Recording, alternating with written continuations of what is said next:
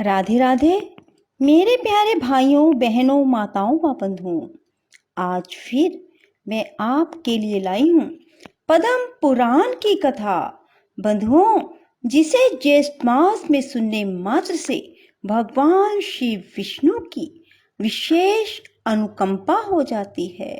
बंधुओं, यदि आपने हमारे चैनल को अब तक सब्सक्राइब नहीं किया तो जरूर करें और बेल आइकन दबाना ना भूलें, ताकि आपको हमारी आने वाली सभी वीडियोस की जानकारी सबसे पहले हो सके। और बंधुओं, कथा को पूरी सुनने के बाद कमेंट बॉक्स में जय विष्णु भगवान, जय माँ लक्ष्मी जरूर लिखें। पुलस्त्य जी कहते हैं, दानवराज बाष्कली दानवों से ऐसा कहकर फिर स्वयं इंद्र से मिलने के लिए अकेला ही राजमहल से बाहर निकल पड़ा और अपने शोभा संपन्न नगर की 7वीं ड्योढ़ी पर जा पहुंचा। इतने में ही उधर से भगवान वामन और इंद्र भी आ पहुंचे। दानव राय ने बड़े प्रेम से उनकी ओर देखा और प्रणाम करके अपने कृतार्थ को माना। वह हर्ष में भरकर सोचने लगा, मेरे समान धन्य दूसरा कोई नहीं है, क्योंकि आज मैं त्रिभुवन की राज लक्ष्मी से संपन्न होकर इंद्र को याचक के रूप में अपने घर पर आया देखता हूँ। ये मुझसे कुछ याचना करेंगे। घर पर आए हुए इंद्र को मैं अपनी पुत्री, पुत्र, महल, अपने प्राण भी दे डालूंगा। फिर त्रिलोकी के राज्य की तो बात ही क्या है। यह सोचकर उसने सामने आ इंद्र को अंक में भरकर बड़े आदर के साथ गले लगाया और अपने राजभवन के भीतर ले जाकर अधर्य तथा आचमनीय आदि से उन दोनों का यत्न पूर्वक पूजन किया। इसके बाद बाष्कली बोला, इंद्र, आज मैं आपको अपने घर पर स्वयं आया देखता हूँ। इससे मेरा जन्म सफल हो गया, मेरे सभी मनोरथ पूर्ण हो गए। प्रभु, मेरे पास आपका किस प्रयोजन से आगमन हुआ, मुझे सारी बात बताइए। आपने यहाँ तक आने का कष्ट उठाया, इसे मैं बड़े आश्चर्य की बात समझता हूँ। इंद्र ने कहा, बाष्कले, मैं जानता हूँ दानव वंश के श्रेष्ठ पुरुषों में तुम सबसे प्रधान हो। तुम्हारे पास मेरा आना कोई आश्चर्य की बात नहीं है। तुम्हारे घर पर आए हुए याचक कभी विमुख नहीं लौटते। तुम याचकों के लिए कल्प वृक्ष हो। तुम्हारे समान दाता कोई नहीं है। तुम प्रभा में सूर्य के समान हो, गंभीरता में सागर की समानता करते हो। क्षमाशीलता के कारण तुम्हारी पृथ्वी के साथ तुलना की जाती है। ये ब्राह्मण देवता वामन कश्यप जी के उत्तम कुल में उत्पन्न है। इन्होंने मुझसे 3 पग भूमि के लिए याचना की है, किंतु बाष्कले, मेरा त्रिभुवन का राज्य तो तुमने पराक्रम करके छीन लिया है। अब मैं निराधार और निर्धन हूँ। इन्हें देने के लिए मेरे पास कोई भूमि नहीं है, इसलिए तुमसे याचना करता हूँ। याचक मैं नहीं, ये हैं। दानवेंद्र, यदि तुम्हें अभिष्ट हो तो इस वामन जी को 3 पग भूमि दे दो। बाष्कली ने कहा, देवेंद्र, आप भले पधारे, आपका कल्याण हो। जरा अपनी ओर तो देखिए, आप ही सबके आश्रय हैं। पितामह ब्रह्मा जी त्रिभुवन की रक्षा का भार आपके ऊपर डालकर सुख से बैठे हैं और ध्यान धारणा से युक्त हो परम पद का चिंतन करते हैं।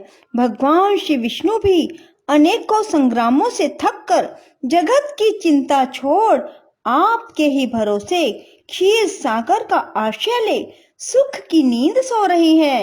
उमानाथ भगवान शंकर भी आपको ही सारा भार सौंपकर कैलाश पर्वत पर विहार करते हैं। मुझसे भिन्न बहुत से दानवों को, जो बलवानों से भी बलवान थे, आपने अकेले ही मार गिराया। 12 आदित्य, 11 रुद्र, दोनों अश्विनी कुमार, 8 वसु और सनातन धर्म, ये सब लोग आपके ही बाहुबल का आश्रय ले स्वर्ग लोक में यज्ञ का भाग ग्रहण करते हैं। आपने उत्तम दक्षिणाओं से संपन्न 100 यज्ञों द्वारा भगवान का यजन किया है। वृत्र और नमुची आपके ही हाथ से मारे गए। आपने ही पाक नामक दैत्य का दमन किया।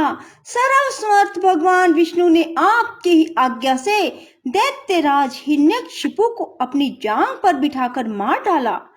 आप ऐरावत के मस्तक पर बैठकर वज्र हाथ में लिए जब संग्राम भूमि में आते हैं, उस समय आपको देखते ही सब दानव भाग जाते हैं। पूर्व काल में आपने बड़े बड़े बलिष्ठ दानवों पर विजय पाई है। देवराज, आप ऐसे प्रभावशाली हैं, आपके सामने मेरी क्या गिनती हो सकती है। आपने मेरा उद्धार करने की इच्छा से ही यहाँ पद अर्पण किया है। निसंदेह मैं आपकी आज्ञा का पालन करूंगा। मैं निश्चय पूर्वक कहता हूँ, आपके लिए प्राण भी दे दूंगा। देवेश्वर, आपने मुझसे इतनी सी भूमि की बात क्यों कही? यह स्त्री, पुत्र, गौएं और जो कुछ भी धन मेरे पास है, वह सब एवं त्रिलोकी का सारा राज्य इन ब्राह्मण देवता को दे दीजिए। आप ऐसा करके मुझ पर तथा मेरे पूर्वजों पर कृपा करेंगे, इसमें तनिक भी संशय नहीं है। क्योंकि भावी प्रजा कहेगी, पूर्व काल में राजा बाष्कली ने अपने घर पर आए हुए इंद्र को त्रिलोकी का राज्य दे दिया था।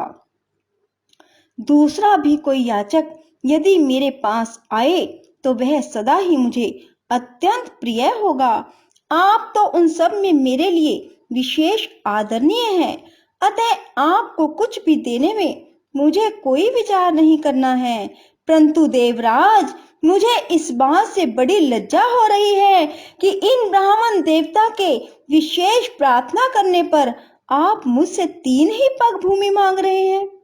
मैं इन्हें अच्छे अच्छे गांव दूंगा, आपको स्वर्ग का राज्य अर्पण कर दूंगा, वामन जी को स्त्री और भूमि दोनों दान करूंगा।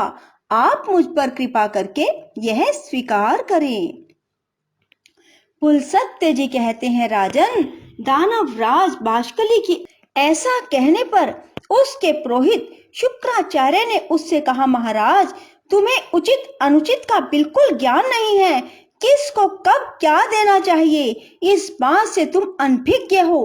अतः मंत्रियों के साथ भली भांति विचार करके युक्तायुक्त का निर्णय करने के पश्चात तुम्हें कोई कार्य करना चाहिए।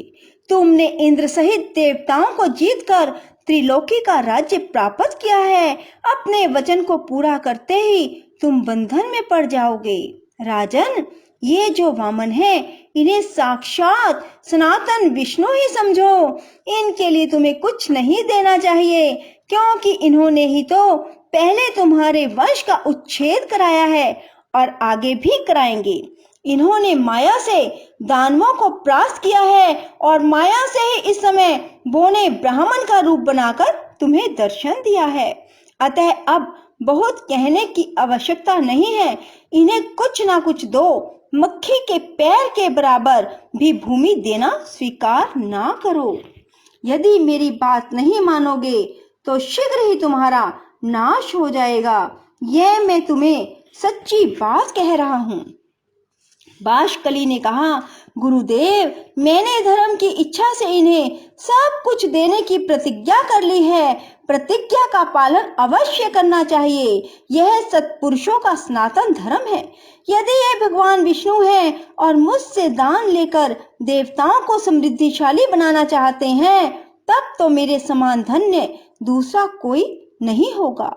ध्यान परायण योगी निरंतर ध्यान करते रहने पर भी जिनका दर्शन जल्दी नहीं पाते, उन्होंने ही यदि मुझे दर्शन दिया है, तब तो इन देवेश्वर ने मुझे और भी धन्य बना दिया। जो लोग हाथ में कुश और जल लेकर दान देते हैं, वे भी मेरे दान से सनातन परमात्मा भगवान विष्णु प्रसन्न हों। इस वचन के कहने पर मोक्ष के भागी होते हैं।